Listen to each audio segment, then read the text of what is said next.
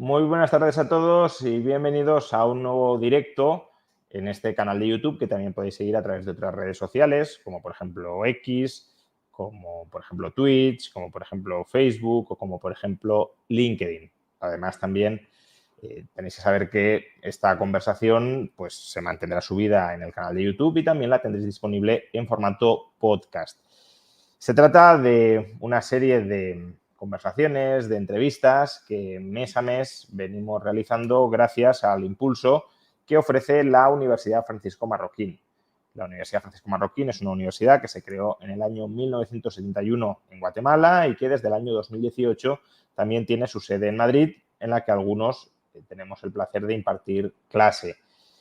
Ahora mismo la sede madrileña de la Universidad Francisco Marroquín pues está iniciando el curso académico y si hay alguno que todavía se haya quedado descolgado en el inicio o en la selección del programa de grado o de posgrado que quiera cursar, pues puede hacerlo a través de la Universidad Francisco Marroquín si es que encuentra en ella los programas de grado o de posgrado que mejor encajen en la formación profesional que está buscando. En cualquier caso, ya digo, os animo a que consultéis la web de la Universidad Francisco Marroquín o incluso a que os paséis físicamente por las instalaciones que tiene en España, en Madrid, en la calle, de hecho, Arturo Soria.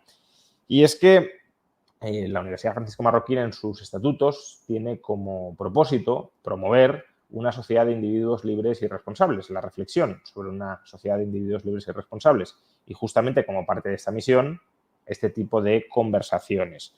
Hoy vamos a hablar, de hecho, con otro profesor de la Universidad Francisco Marroquín, que no es otra persona que el doctor Martín Krause. ¿Qué tal, Martín? ¿Cómo estamos? Muy buenas tardes.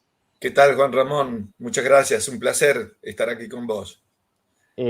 A Martín tuve el placer de entrevistarle hace poco más de un mes, cuando los dos coincidimos presencialmente en la Universidad de Verano de la Universidad de en los cursos de verano de la Universidad de las Hespérides, y en ese momento le entrevisté sobre la situación política y económica de Argentina, de su país natal. Podéis encontrar la conversación subida en el canal de YouTube. Pero hoy no vamos a hablar específicamente de Argentina, aunque seguro que sale en la conversación, sino de un tema algo más amplio. Vamos a hablar del índice de calidad institucional que Martín ha contribuido, ha ayudado a confeccionar a través de Relial. Es este índice de calidad institucional que, bueno, si os interesa os adjuntaré el link en la descripción de este vídeo para que lo podáis consultar, y donde se jerarquiza, se clasifica a los países según mayor o menor calidad institucional. Y vamos a hablar de todo esto, de qué es la calidad institucional y de por qué algunos países tienen mejor puntuación que otros. Podemos ver que pues, los países anglosajones y los países nórdicos son los que tienen mayor calidad institucional, y luego pues los países africanos, no solo, pero mayoritariamente africanos, los que tienen peor calidad institucional. Y luego tenemos pues España, Francia, Italia en una posición más bien mediocre, aunque no en la parte de abajo de la tabla, y sí América, Hispanoamérica, Iberoamérica, que se halla en una posición pues de mitad para abajo, ¿no? Una posición bastante mala, y sobre esto vamos a reflexionar. ¿Por qué estos países ocupan estas posiciones y qué impacto tiene esto en su capacidad de crecer y desarrollarse? Entonces, para empezar, ¿no? Cuando hablamos de instituciones, Martín, ¿a qué nos referimos? Porque es un término tan polisémico que conviene empezar aterrizándolo. Así es, sí.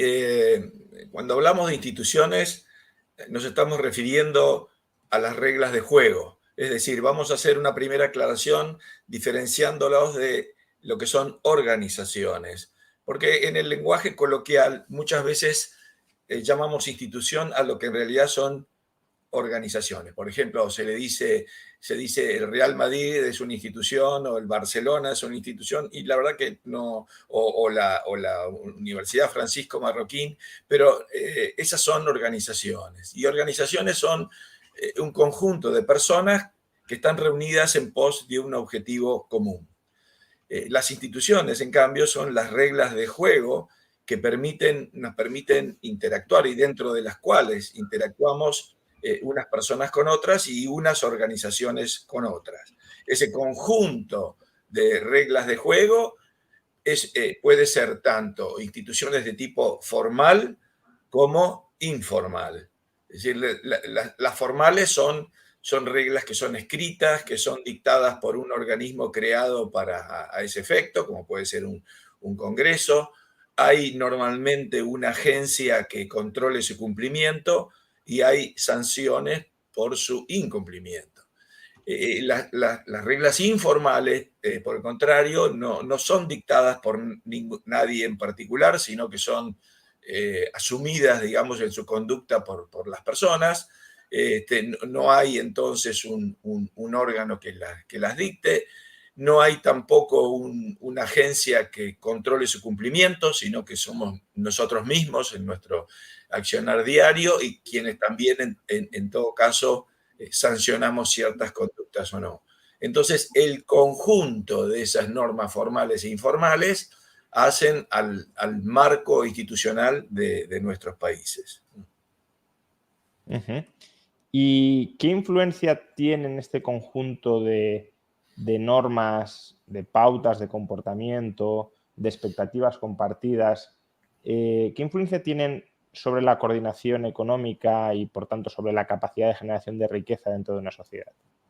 Bueno, son de fundamental importancia, ¿no? Yo creo que esta ya fue, aunque no expresada de esta forma, ya fue una preocupación en aquellos padres fundadores, digamos, de la ciencia económica, como David Hume, Adam Smith. Ellos claramente prestaban atención a esto, pero luego la ciencia económica neoclásica, sobre todo, se centró en el tipo de análisis que dejó a las instituciones afuera, hizo una abstracción de cuál era el marco institucional, muchas veces utilizando esa metáfora de que simplemente asumimos de que existe un dictador benevolente, es decir, una agencia que concentra el monopolio del uso de la fuerza, por eso la metáfora de dictador, pero benevolente porque va a utilizar ese poder en pos del bien común. Y en buena medida, la ciencia económica simplemente asumió eso y siguió adelante en su investigación acerca de cómo funcionan los mercados. Pero lo cierto es que durante el transcurso del siglo XX, una serie de economistas rescataron esta idea y este concepto de que, bueno, no hay que hacer abstracción de eso porque acá hay un elemento central en el funcionamiento de los mercados, que precisamente los mercados son intercambios de derechos de propiedad, diría una o tal vez la más importante de las instituciones que tenemos en nuestra sociedad. Entonces, yo diría que volvió ahí a resurgir, digamos, el interés acerca del papel que cumplen las instituciones. Siempre estuvo presente ese interés en los autores austríacos y comenzó a desarrollarse lo que hoy se conoce y se ha desarrollado mucho, que se conoce como economía institucional, ¿no? Uh-huh. ¿Y qué caracteriza en este sentido? Porque, claro, hemos empezado hablando de instituciones y de la influencia que tienen estas o que pueden tener en el crecimiento, pero claro, el indicador que estamos presentando es calidad institucional. ¿Por qué se definen o qué caracteriza a las buenas instituciones o a las instituciones de calidad? Sí, hemos buscado un indicador que muestre aquellas instituciones que permiten el desarrollo de sociedades abiertas y prósperas, digamos, aquellas que permiten en última instancia, digamos, generan condiciones favorables al progreso. Para eso, lo que hemos hecho es comprender que todos nosotros nos movemos en dos ámbitos diferentes en todas las sociedades en las cuales vivimos. Y estos son, por un lado, actuamos en los mercados, ahí compramos, vendemos, somos oferentes o somos demandantes. Y por otro lado, también actuamos como individuos o ciudadanos, es decir, en el ámbito de la política, donde somos votantes, o somos activistas políticos, o somos representantes, lo que sea. Entonces, en todas nuestras sociedades vamos a ver estos dos caminos a través de los cuales buscamos satisfacer nuestras preferencias y necesidades. En mayor o menor medida, en algunos que en otros, en algunos hay más se toman decisiones en el ámbito de la política, otros más en el ámbito del mercado, pero en general vamos a encontrar estos dos. Bueno, para que estos dos caminos permitan lograr mejores resultados, se requiere en cada caso la existencia de instituciones de mayor calidad. Ahora, claro, la pregunta entonces es, bueno, ¿cuáles son esas instituciones de mayor calidad? Y ahí hemos realizado una selección que, por ejemplo, en el ámbito del mercado, no voy a estar señalando todas, pero esencialmente el respeto al derecho de propiedad, la libertad para realizar contratos, la existencia de una moneda sana, la apertura de la economía que permita comerciar e intercambiar con el resto del mundo. En el ámbito de la política hemos seleccionado variables como la independencia de la justicia, la renovación de los mandatos, el funcionamiento del sistema republicano y democrático, la libertad de prensa como un elemento clave para el control del poder, y también la corrupción, o más bien la ausencia de corrupción, como una señal también de calidad institucional en la medida que se restringe esa posibilidad. Entonces, lo que hicimos fue buscar indicadores que evalúen cada uno de estas áreas y ver ahí, observar cuál es la performance que tiene cada país en estos indicadores, y luego elaborar dos subíndices, un subíndice de calidad de las instituciones políticas y otro subíndice de calidad de las instituciones de mercado, y luego uno unificado al cual llamamos calidad institucional. Uh-huh. ¿Y cuáles son, lo hemos mencionado, pero si puedes repetírnoslo y explicárnoslo con algo más de detalle, ¿cuáles son los países que puntúan mejor en este índice de calidad institucional? Bueno, es interesante lo que me preguntas, porque fíjate que tenemos datos desde hace, porque un fenómeno importante que hay que considerar y tener en cuenta es que el cambio institucional se produce lentamente. No se produce de un año para el otro, ni se produce con el simple cambio de un gobierno. Esto se va produciendo lentamente en el tiempo. Entonces, para tener un indicador como esto, es necesario o es conveniente, digamos, tener muchos años en los cuales uno va observando la performance. Bueno, yo debo haber empezado a hacer esto allá por el año 2007, o sea, y después pude ir unos años hacia atrás, aunque también hacia atrás nos encontramos con el problema de que no todos los indicadores existían en ese entonces, pero digamos que hay una interesante cantidad de más de 15 años, digamos, de datos.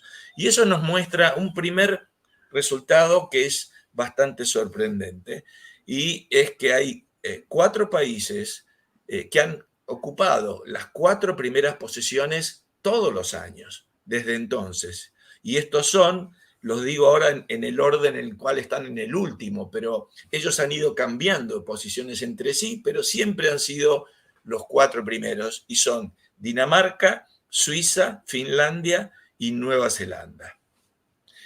Después uno puede encontrar que vienen, bueno, muchos de los países nórdicos, y en general, diría, entre los 20 primeros, la mayoría de ellos son todos países europeos, dentro de los cuales también aparecen otros como Canadá, o Australia o eventualmente Estados Unidos, Japón. Pero si no, esos cuatro, ese es un rasgo destacado, digamos, de estos que han sido siempre los que han ocupado esas posiciones. Uh-huh. ¿Y por qué? Es decir, porque uno podría pensar, bueno, calidad institucional, hablamos de mercado, hablamos de libertad económica y, hombre, los países nórdicos, Dinamarca, por ejemplo, es el país con mayor calidad institucional en esta edición. Son países con estados muy grandes, por tanto, con mercados que tampoco lo llenan todo, sino que a lo mejor tienen menos espacio aparentemente que en otras jurisdicciones. Entonces, ¿por qué estos países, Suiza lo puedo entender más, pero también estaría bien que nos lo contaras, pero ¿por qué estos países ocupan un puesto tan alto en la calidad institucional? Sí, yo creo que tenemos una percepción clara en ese sentido. Sin embargo, los indicadores muestran algo relativamente diferente. Si vamos a ver los subíndices, está claro que estos países encabezan el subíndice de calidad de las instituciones políticas. Entonces, si tomo nada más que ese subíndice, los primeros países son Dinamarca, Noruega, Finlandia, Nueva Zelanda, Suiza, Suecia, Países Bajos, Irlanda, Luxemburgo, Canadá, para nombrar a los 10 primeros. Uh-huh. Los países nórdicos ahí aparecen claramente en las primeras posiciones. En general pensamos, claro, son países que tienen buenas instituciones políticas, pero, como tú dices, tienen un Estado muy grande y por lo tanto una presión fiscal muy alta. Sin embargo, si voy a ver los indicadores del otro subíndice, el subíndice sobre las instituciones de mercado, los primeros 10 países son Hong Kong, Singapur, Suiza, Dinamarca, Nueva Zelanda, Países Bajos, Luxemburgo, Finlandia, Suecia e Irlanda. Es decir, varios de ellos aparecen entre los 10 primeros países en términos también de calidad de las instituciones de mercado. ¿Y a qué se debe eso? Bueno, es cierto lo que tú dices respecto a los impuestos, pero al mismo tiempo son países donde hay un claro respeto del derecho de propiedad, donde hay apertura comercial, donde hay una moneda estable, es decir, otras características que hacen a la economía de mercado. Y además tenemos que tener en cuenta de que este es un índice relativo, es decir, el que está primero no quiere decir que tenga una economía absolutamente abierta, simplemente está diciendo es mejor que los demás. Uh-huh. Los demás son peores en ese sentido. Así que creo que eso es lo que explicaría esas circunstancias. Claro, esto te lo planteaba porque muchas veces podemos intentar reducir la métrica del intervencionismo estatal a la presión fiscal o al peso que el Estado ocupa en la economía, que desde luego es muy importante. Pero acto seguido también hay que considerar, o en paralelo también hay que considerar, toda la maraña intervencionista a través de regulaciones que el Estado puede desplegar en la economía. Con lo cual, un país que tenga un Estado muy grande en términos de gasto, pero que regule poco, a lo mejor tiene más libertad económica que un país que no tenga un Estado tan grande en términos de gasto, pero que lo hiperregule todo. Sí, y el problema que nos encontramos es que ese peso regulatorio es difícil de medir y no aparece claramente medido, por ejemplo, en los índices de libertad económica. O digamos, estos índices serían tal vez lo que te dan una mejor señal respecto a eso, aunque no sea una medición precisa. Y nosotros tomamos esos índices como elementos muy importantes para determinar la calidad de las instituciones de mercado. O sea, tomamos, de hecho, tanto el índice de Heritage como el de Fraser sobre libertad económica. Así que, bueno, pensamos que por allí, digamos, estamos de alguna forma tomando en cuenta esto, pero, claro, siempre sabiendo de que estas mediciones son Claro. No son perfectas, ¿no es cierto? Ujú. Sí, es una primera aproximación, ¿no? Así Una es. primera forma de ubicarnos en el mapa. Eh, Hemos hablado de los países con mejor calidad institucional. Hablemos de los países con peor calidad institucional. ¿Cuáles son y por qué razón? Es decir, al final, bueno, pues uno vive en España, tú vives en Argentina, que son países pues con no demasiada buena calidad institucional. Peor, desde luego, Argentina que España, según vuestro ranking, aunque creo que España también va avanzando hacia Argentina o hacia la Argentina de hace unos años. Pero aún así, ni España ni tampoco Argentina está al nivel de los peores países según este índice, con lo cual nos puede costar hacernos una idea de qué supone tener tan bajísima calidad institucional como la que estáis atribuyendo o detectando en los países que están a la cola del ranking. Es decir, ¿cómo sería vivir en términos de calidad institucional en esos países? Sí, bueno, también este índice en estos últimos casi 20 años que tenemos de datos, siempre ha habido un país que ha ocupado la última posición y este es Corea del Norte. Y creo que tal vez a ninguno nos sorprendería, nos llamaría la atención de que esto ocurra así. Después, tomemos los 20 últimos, hay una serie, como tú señalaste, que se ve ahí en el mapa que mostrabas, de países africanos y también asiáticos, y algún iberoamericano, digamos. Porque el último es Corea del Norte, que en la última edición está en el puesto 183, pero Venezuela está a 180.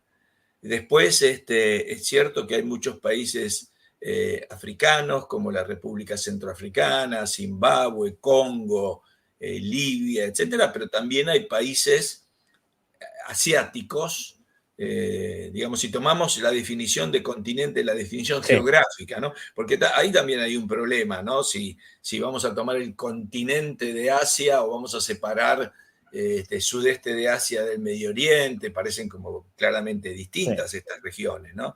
Pero bueno, tomemos la división meramente geográfica y hay muchos países africanos, pero también hay países asiáticos. Por ejemplo, Yemen, Siria, Myanmar, Afganistán, Irán, Turkmenistán, todos ellos están entre los últimos 20. Y africanos, bueno, africanos por supuesto, también Burundi, Zimbabue, Congo, Somalia, Sudán del Sur, todos ellos también aparecen allí. Y de los iberoamericanos, como comenté, Venezuela está, digamos así, empezando de abajo en la sí. cuarta peor posición, o sea, en el puesto 180 lo tenemos en el último, y aparece también entre los peores también Haití, que ocupa el puesto 165. Y una aclaración que quiero hacer, porque esto es una cuestión que tiene que ver con la metodología, uno podría preguntarse, ¿y Cuba? Claro, es Bueno, lo que te iba a preguntar, que llama la atención, ¿no? Que Cuba no esté tan mal como, bueno, como Haití o como Venezuela mismamente. sí, es verdad. Y Cuba está en el puesto 156, es decir, un poquito más arriba, pero esto siempre nos ha pasado y tiene que ver con la metodología asumida para hacer el indicador. ¿Y qué es lo siguiente? Bueno, hemos tomado distintos indicadores para formar el índice de calidad institucional, pero allí tuvimos que establecer una pauta de qué países ingresaban, digamos, en esto. Y entonces, la pauta que originalmente establecimos, que es arbitraria, si quieren, en ese sentido, hay 4 índices de instituciones políticas y 4 índices de instituciones de mercado. Bueno, muy bien. Los países que vamos a tomar en cuenta son aquellos que aparecen como mínimo en 4 de esos indicadores y como mínimo también, aunque sea uno de instituciones políticas o uno de instituciones de mercado. Esa era la condición que un país tenía que cumplir como para aparecer en nuestro índice. Y entonces, ¿qué es lo que pasa? Cuba aparece en los de instituciones políticas, pero por ejemplo no aparece en los dos de libertad de mercado.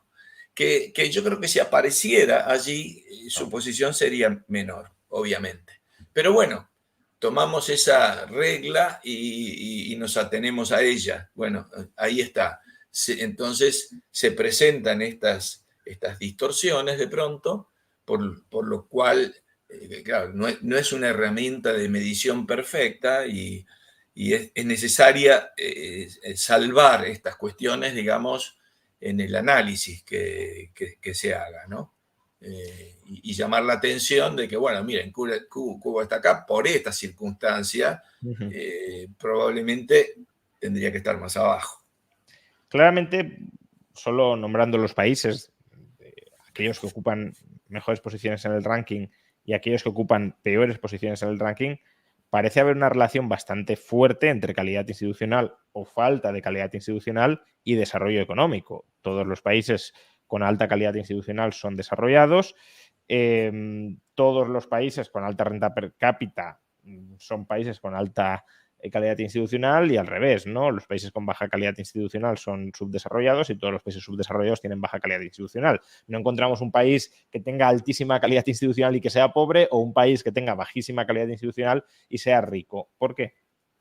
Bueno, de nuevo, porque tienen reglas de juego que promueven la inversión, el progreso, el crecimiento. Todos sabemos que para que se produzca la inversión tiene que haber, y digámoslo así en términos generales, calidad institucional en el sentido de respeto a la propiedad, estabilidad de la regla de juego, la libertad para poder establecer contratos, un sistema financiero abierto, y eso muestran esos países. Nosotros todos los años, cada vez que hacemos el índice, hacemos un análisis simple, pero un análisis relacionando el índice con algún tema en especial. Y puede ser, por ejemplo, un año que hagamos la relación entre calidad institucional, por ejemplo, y calidad ambiental, puede ser, o calidad institucional y nivel de ingresos, como tú mencionaste, o calidad institucional, inversiones, y así, vamos cada año mostrando o tratando de analizar el vínculo que existe y además que existe un vínculo de causalidad en esa dirección, porque nosotros estamos afirmando y sostenemos que la causalidad va de las instituciones al progreso, digamos. Pero hay quienes opinan que es al revés, que es que los países europeos, por ejemplo, se pueden dar, llamarlo así, el lujo de tener buenas instituciones porque son países ricos. Nosotros, yo creo que es exactamente al revés, ¿no es cierto? Que primero fue la Revolución Gloriosa y después fue la Revolución Industrial. No al revés, ¿no es cierto? Incluso aquí en la Argentina, primero fue nuestra constitución de Alberdi de 1853 y después fue el apogeo de la Argentina a fines del siglo XIX. No de la otra forma. Entonces hay muchas evidencia, diría, histórica de que primero, lo mismo, digamos, en Estados Unidos, primero fue la independencia, la constitución en Estados Unidos, después fue el crecimiento y el progreso de los Estados Unidos. Incluso en países como China, ¿no es cierto? Primero fue cierto grado de reforma, apertura institucional, sobre todo en el ámbito de las instituciones de mercado, y luego fue el boom del crecimiento y así, ¿no? Entonces la evidencia parece mostrar claramente de que hay una causalidad que va del cambio institucional al progreso, para ponerlo en términos simples. Pero aún estando de acuerdo con que, desde luego, la influencia fundamental es desde las instituciones y, por tanto, desde la capacidad de coordinación dentro de la sociedad para generar riqueza a la propia generación de riqueza, ¿no crees que también puede haber una causalidad inversa mediante la cual determinados niveles de subdesarrollo económico puedan condenar a una sociedad a un estancamiento o a un progresivo empeoramiento de la calidad institucional? Estoy pensando, por ejemplo, países pobres que escojan líderes políticos que busquen soluciones mágicas o populistas a la pobreza y que al hacerlo destrocen la calidad institucional. O incluso países ricos que experimentan un bajón en su calidad de vida, una crisis fuerte, por ejemplo, y se echan en manos del populismo, y ese populismo va erosionando progresivamente, como decías, no es una cosa de golpe, pero sí progresiva, y los argentinos eso lo sabéis muy bien, en la calidad de las instituciones. ¿No crees que eso también puede suceder? Sí, obviamente puede suceder. En general, digamos, todos esos países subdesarrollados que tú mencionas, que de pronto eligen líderes populistas, nunca llegaron a ser países con cierto nivel de riqueza económica. Precisamente siempre señalamos que la Argentina es un caso peculiar en eso, ¿no es cierto? Porque sí llegó a tener buenos niveles de progreso para después lentamente abandonarlos e ir cayendo en un serio deterioro institucional. Sí, ese es un caso precisamente para tener en cuenta. Efectivamente, hay también un efecto en el otro sentido, pero yo creo que hay una causalidad ahí que va relacionada no tanto con el progreso o el desarrollo económico alcanzado, sino con las ideas que prevalecen en una sociedad en un determinado momento.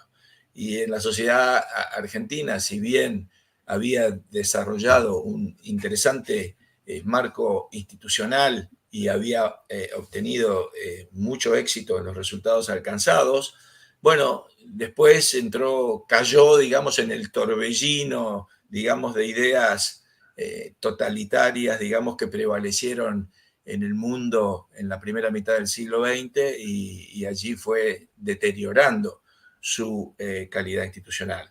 De hecho, yo me he puesto a investigar eso y hasta podría señalar hitos precisos en los cuales, por ejemplo, porque normalmente acá se asocia la decadencia de la calidad institucional a través de dos fenómenos que ocurrieron aquí. Uno es un primer golpe militar que ocurre en el año 1930 y otra es la llegada del populismo con Perón en el año 45.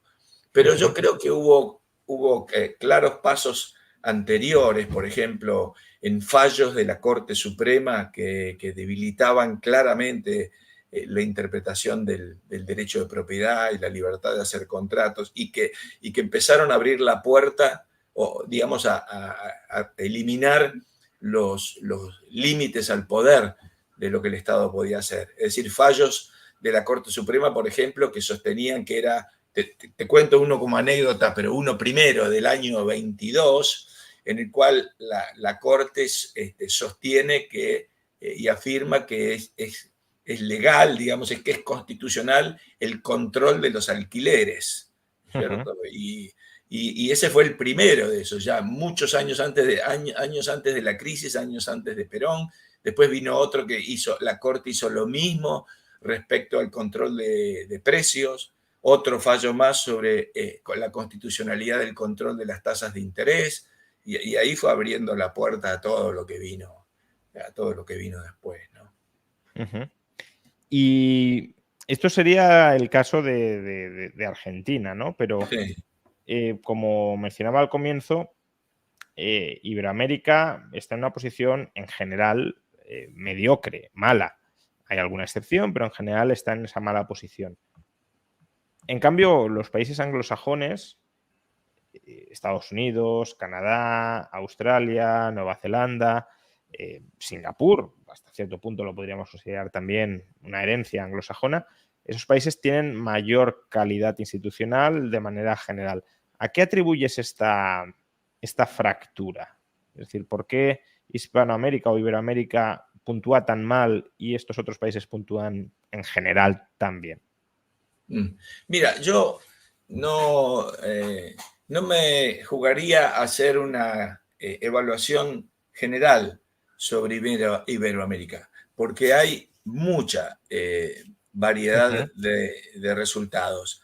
Fíjate, por ejemplo, que en el Índico, si tomamos el continente americano, bueno, y después ahora vamos a agregar, vamos a tomar Iberoamérica, entonces tenemos Canadá en el puesto 10 general, Estados Unidos en el 18, España en el 30, o sea que hasta ahí no tenés ningún país latinoamericano. ¿Sí? Ahora, ahí empieza a haber algunos países de aquí de la región que muestran muy buenos indicadores.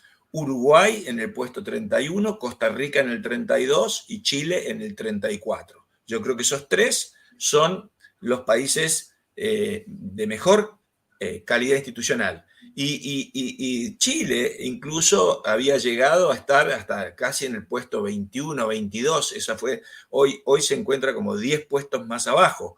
Ha caído claramente en los últimos 3 o 4 años. Pero digamos que Uruguay ha venido mejorando constantemente en los últimos años. Entonces, estos tres, Uruguay, Costa Rica y Chile, se destacan claramente de los demás. Después, y a mí me parece también interesante esto, vienen muchos países caribeños, Barbados, San Vincent y las Granadinas, Jamaica, Dominica, Bahamas, Santa Lucía, Trinidad y Tobago. Y esto, desde que lo hago esto, me ha llamado a preguntarme por qué. ¿Por qué aparecen los países caribeños en posiciones que van desde 40 hasta 70, digamos, más o menos, ¿no? Pero todos países caribeños. Bueno, acá hay distintas teorías acerca de por qué los países tienen mejor calidad institucional. Voy a señalar aquí dos de ellas. Hay una que las dos se pueden aplicar a estos países. Hay una que dice, bueno, los países pequeños tienen mejor calidad institucional porque necesariamente tienen que estar abiertos económicamente al comercio, porque son tan pequeñitos que no se pueden autoabastecer. Entonces, necesariamente están abiertos. Al estar abiertos, sus instituciones están más sometidas a la competencia institucional, porque es importante señalar esto de la competencia institucional, porque los recursos se mueven en el mundo, ¿no? Entonces los países compiten en términos de calidad institucional. Entonces ellos son pequeños y eso los fuerza a ser más abiertos. Esa es una de las teorías.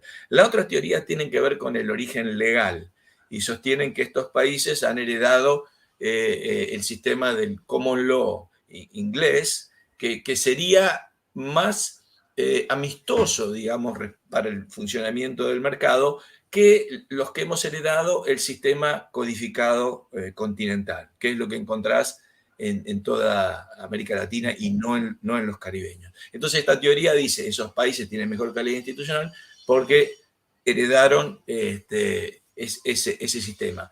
Incluso con algunas anécdotas hasta que me parecen graciosas. Hay varias de esas islas, por ejemplo, que son soberanas, son países independientes, pero que no tienen una Corte Suprema, que la Corte Suprema es la House of Lords en Inglaterra, por ejemplo. Eso parece insólito, pero le da como cierto grado de independencia a la justicia que otros países no logran. Bueno, después de esos números, es decir, llegamos hasta el puesto 60, hay los países, digamos, grandes en tamaño de América Latina aparecen alrededor de los puestos 100, ¿no es cierto? México está en 96, Brasil 97, Argentina 109, hay muchos ahí alrededor del 100, que es más o menos, digamos, la mitad de la tabla. Y después aparecen, como ya hemos hablado un poco, aquellos que están bien atrás, ¿no es cierto? Bolivia, Cuba, Nicaragua, Haití, Venezuela, regularmente ahí en las últimas posiciones. Entonces, esto muestra una región muy, muy variada en cuanto a la calidad institucional. Hay de todo, hay países que tienen muy buenas, ya te digo, países como Uruguay, Chile, Costa Rica, los ponemos en el mismo nivel que España, y después hay otros que están 2, 3 o 4 veces peor, ¿no es cierto?, que estos países. Así que hay mucha diversidad aquí.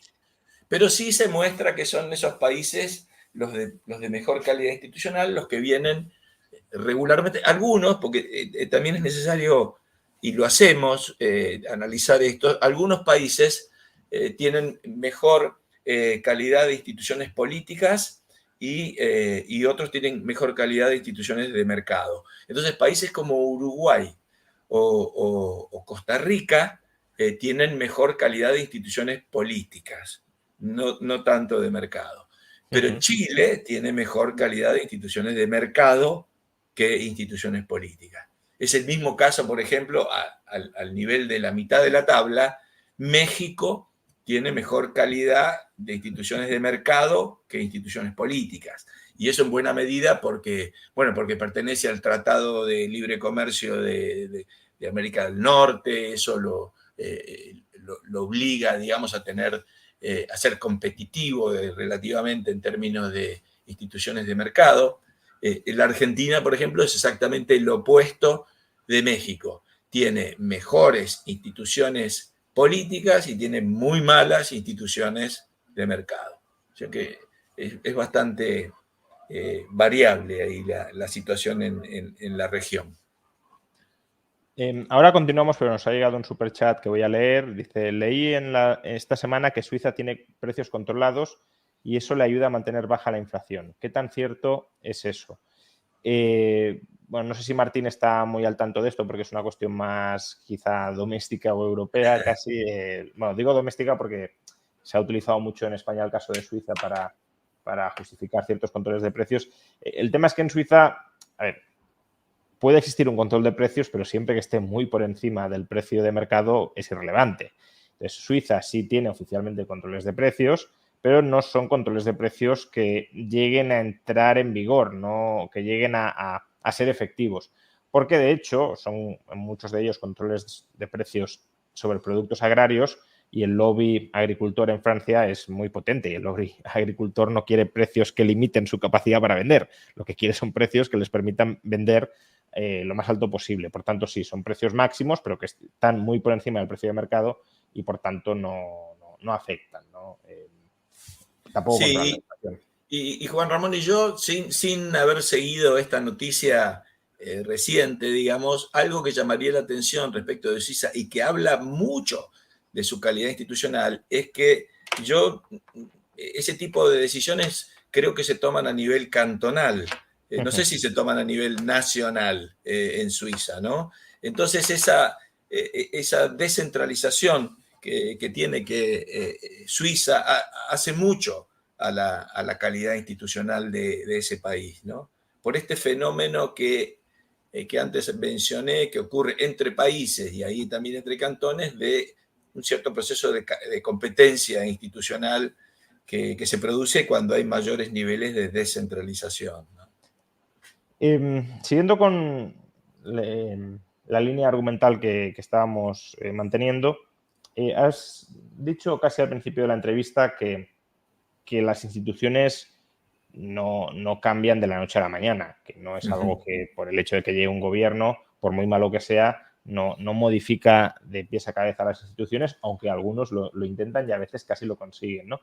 Y esto nos lleva al horizonte temporal del cambio institucional, ¿no? Porque si hemos visto que los países con mejores instituciones son los más ricos y los que tienen peores instituciones son los más pobres, parecería que todo el mundo debería aspirar a tener mejores instituciones. Pero ¿cómo conseguimos mejorar la calidad institucional de un país cuando además ni siquiera está en las manos de un único gobierno?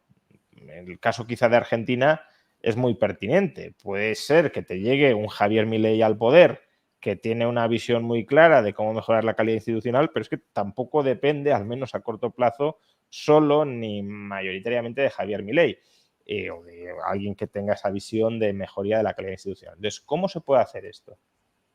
Sí, yo creo que detrás de todo siempre están las ideas y los valores que predominan en una sociedad. Entonces, para que haya un cambio sostenido, tiene que haber un cambio en las ideas y valores que precisamente sostengan ese proceso de cambio más allá de un específico gobierno.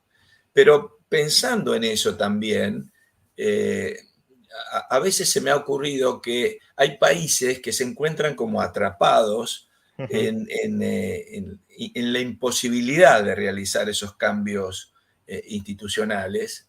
Y una forma que habría que se podría explorar, y tal vez podríamos hablar de España en ese sentido, si te parece, es, bueno, si no puedo cambiar las instituciones, voy a importar las instituciones. ¿Cómo? Y bueno, por ejemplo, realizo un tratado de libre comercio o integración económica con una región que tenga mucha más alta calidad institucional. Y de esa forma me obligo, me ato las manos, digamos, y genero una proyección más allá de un determinado gobierno, ¿no? Yo creo que ese, por ejemplo, diría, es el caso de México al sumarse al Tratado de Libre Comercio. Y te pregunto a vos si no es el caso de España cuando se suma también a la Unión Europea, ¿no? Sí. Yo creo que algo así, aquí en la región, en un momento alguien pudo haber pensado que un rol de ese tipo lo podía cumplir el Mercosur, pero está claro que no fue así. Que al final el Mercosur terminó siendo un proteccionismo un poco más extendido, digamos, y nada de la ventaja institucional. Aunque tal vez podamos decir que es verdad, y no sé si depende del Mercosur, que ninguno de nuestros países desde entonces ha tenido ningún tipo de interrupción, por ejemplo, en el funcionamiento del sistema republicano que antes sí teníamos, ¿no es cierto? En fin, pero esa es una forma de... Lo central sería, obviamente, el cambio, digamos, en las ideas y valores de la gente. Eso es de fundamental importancia. Claro, yo aquí lo que te plantearía, siguiendo con este diálogo, o con este tema que has abierto, es, desde luego, la integración en instituciones supranacionales más serias o la importación de instituciones extranjeras más serias. El caso más claro, o al menos más de actualidad ahora mismo en Argentina, sería la dolarización, ¿no? Si no puedes gestionar tu propia moneda, pues importa la moneda de un tercer país que funcione, en este caso el dólar. En España, pues sería la integración en la Unión Europea o la adopción del euro. Eso, desde luego, puede funcionar, pero también, de alguna manera, ataca otro de los pilares que antes mencionabas que a largo plazo proporcionan buena calidad institucional, que es la competencia y diversidad entre instituciones, porque de alguna manera el caso de Europa es muy claro, se han cartelizado los estados europeos para coordinarse regulatoriamente en un ámbito supranacional y ahora mismo pues no, el Estado español, aunque quisiera hacer, que no las querría hacer, pero bueno, aunque quisiera hacer políticas muy distintas a las que marca la Unión Europea, no podría hacerlo. Tampoco a lo mejor podemos provocar una hiperinflación, lo cual está muy bien, desde luego, pero el peaje a pagar por no poder provocar una hiperinflación es a lo mejor no poder eliminar el impuesto sobre sociedades o no poder cambiar la política agraria a una política mucho más abierta al mercado, más liberal y menos subsidiada y menos hiperregulada, etcétera. Sí, sí, es verdad lo que dices. Es verdad, yo comparto. Tal vez una alternativa que obviamente se discutió en aquellos tiempos de gestión, digamos, de la Unión Europea es en realidad tener algún tipo de unión que al mismo tiempo permita un grado de competencia tal como la libre elección, en vez de una moneda, una libre elección de moneda, que los países puedan comerciar y hacer acuerdos de libre comercio con otros países y no necesariamente en forma unificada. Entonces eso te permitiría no quedar atrapado tal vez, que es, por ejemplo, en cierta forma lo que está pidiendo, y creo yo con buen criterio, aquí en el Mercosur, lo que pide Uruguay. Uruguay se siente como atrapado entre dos grandes, que son Brasil y la Argentina, que por el peso que tienen sus industrias locales siempre buscan estar cerrados y protegidos. Y Uruguay en el medio dice, pero yo quiero hacer un tratado de libre comercio con China o con la India y estoy atrapado acá en el Mercosur y no puedo. Entonces se ve perjudicado por eso, cosas que yo creo que tendría que tener la capacidad de poder hacerlo y eso generaría una interesante competencia aquí también. Pero sí, pero claro, la homogeneización esa efectivamente es un problema, yo creo, como tú dices. Y una última pregunta, ya que Sí. ha salido varias veces el tema, eres argentino, está muy de actualidad, estamos hablando de calidad institucional. En parte ya te pregunté sobre esto en la anterior entrevista mucho más amplia sobre la situación argentina que tuvimos, pero no puedo dejar de preguntarte sobre ello. ¿Cómo ves el futuro de la calidad institucional en la Argentina? Es decir, desde mi punto de vista, esto ya es opinión personal, Javier Milei ha dado pasos, muy buenos pasos en la buena dirección para mejorar o ir mejorando la calidad institucional del país. También es verdad que hay algunas cosas que podrían ser objeto de crítica. Por ejemplo, recientemente veía la limitación en la información pública a la que van a tener acceso los periodistas de miembros del gobierno. Pero bueno, en términos generales, creo que es indiscutible que la calidad institucional ha mejorado de manera no sé si superlativa, pero al menos muy intensa. Pero esto es algo que tiene una vida de 9 meses, 10 meses, que no sabemos si va a tener continuidad, no sabemos si Javier Milei va a seguir por esa senda o se va a torcer y no sabemos si los que vengan detrás de Javier Milei van a continuar por ese camino, si es que lo continúa Javier Milei o lo van a hacer retroceder. Entonces, ¿tú cómo lo ves? ¿Crees que la elección de Javier Milei ha supuesto un punto de quiebre de la degeneración o el deterioro progresivo de la calidad institucional en Argentina o no? Sí, yo diría que me parecería que sí. Como mencioné antes, la Argentina se encuentra en una situación en la cual tiene mejor calidad de las instituciones políticas y muy mala calidad de las instituciones de mercado. Las reformas que ha propuesto Javier Milei tendrían un golpe profundo, digamos, en esta calidad de las instituciones de mercado, lo cual le permitiría a Argentina salir ahí del pozo en esa situación. Allá por los primeros meses, creo que en enero o febrero, la Fundación Libertad y Progreso hizo un estudio respecto a, fíjate, ¿cuántas posiciones mejoraría la Argentina en los índices de libertad económica si se aprobaba todo el decreto inicial ese que hubo y la ley bases? Y el cálculo que hizo le daba que podía subir en términos de libertad económica como 90 posiciones en el índice, siendo que ahora está, no sé, 140, digamos, ahí en ese ámbito particular, lo cual hubiera sido algo increíble. Por supuesto, de ese decreto inicial hay cosas que quedaron afuera por rechazo judicial y de la ley bases hay una gran cantidad de cosas que también que quedaron afuera. Entonces ese cálculo ahora no rige, no sé cuántas posiciones con lo que finalmente quedó, pero está claro que las hay y yo creo que eso se va a ver reflejado en ediciones futuras de esos índices, teniendo en cuenta además que los índices van con una demora importante, es decir, un índice hoy está reflejando en realidad la situación hace un año o año y medio atrás, porque está tomando datos anteriores, entonces vienen con un rezago importante. Quiere decir que esos índices de libertad económica, los que salgan este año, bueno, no necesariamente van a estar reflejando lo que está ocurriendo ahora en la Argentina, todavía van a estar reflejando tal vez lo del año pasado.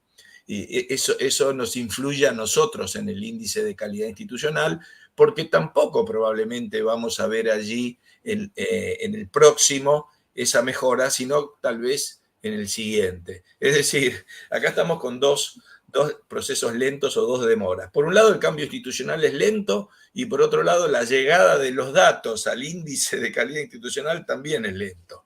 Entonces se ve todo eso se va a reflejar con un grado de demora, por eso es importante verlo en perspectiva, a más mediano plazo.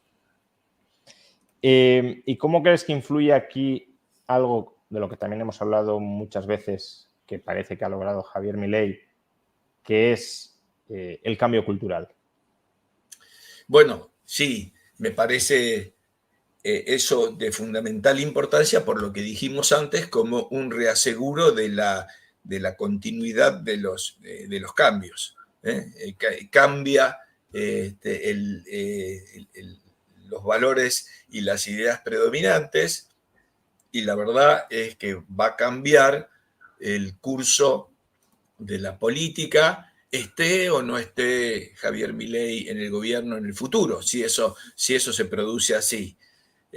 Por el momento, pareciera que este es un cambio que se sostiene en ese sentido. Por lo menos las encuestas muestran que la gente en su mayoría sigue, digamos, apostando a los cambios que se están produciendo, pese a que genera un costo para todos, pero la gente lo asume como tal y dice, sí, bueno, y todavía valora eso. Yo creo que en la medida que eso siga y aparte que en el futuro es de esperar que se empiecen a sentir y ver mejores resultados, eso tal vez pueda sostenerse y si eso ocurre así, lo que va a pasar es, siendo como es la política, que vamos a tener no solamente a Milei, sino otros dirigentes políticos hablando en esos términos, porque saben qué es lo que le tienen que decir a la gente, si es lo que la gente es lo que está demandando. Así que ahí se empezaría a consolidar, digamos, ese cambio cultural. Bueno, pues esperemos que así sea en el caso de Argentina. Y muchísimas gracias, Martín, en esta hora de entrevista por arrojar luz sobre qué son las instituciones, qué es la calidad institucional y qué posición ocupan los distintos países en este ranking y cómo podemos intentar mejorar esa posición, es decir, cómo podemos intentar mejorar la calidad institucional, que será una forma de lograr a largo plazo mejores y mayores estándares de vida. Claro. Y yo, si me permites, simplemente como siempre quiero hacer aquí, es agradecer a Relial. Relial es la red liberal de América Latina en la cual participan institutos de toda la región, que es la que emite, digamos, el índice y nos permite realizarlo. Así que la verdad que es un gran apoyo. Así que quería nada más que destacar eso. Muchísimas gracias, Martín. Seguro que tendremos futuras ocasiones para seguir hablando, no sé si de calidad institucional directamente, aunque sí indirectamente, pero desde luego de Argentina y de economía no me cabe ninguna duda. Lo dicho, un placer como siempre. Muchas gracias, Juan Ramón. Un placer, como siempre, estar contigo. Pues lo dicho, muchísimas gracias a todos por acompañarnos en esta hora de directo con Martín Krause presentando el índice de calidad institucional de la Fundación Relial. Recordad que este es un directo apadrinado por la Universidad Francisco Marroquín, universidad con sede creada en Guatemala y con sede principal en Guatemala, pero que también tiene sede en Madrid y que ahora mismo va a arrancar el curso académico. Si aún estáis pensando en iniciar un programa de grado o de posgrado en este curso académico, daos prisa, consultad la oferta académica de la Universidad Francisco Marroquín y, si os pica el gusanillo, pues inscribiros en alguno de sus programas. Muchísimas gracias a todos y nos vemos en un próximo directo.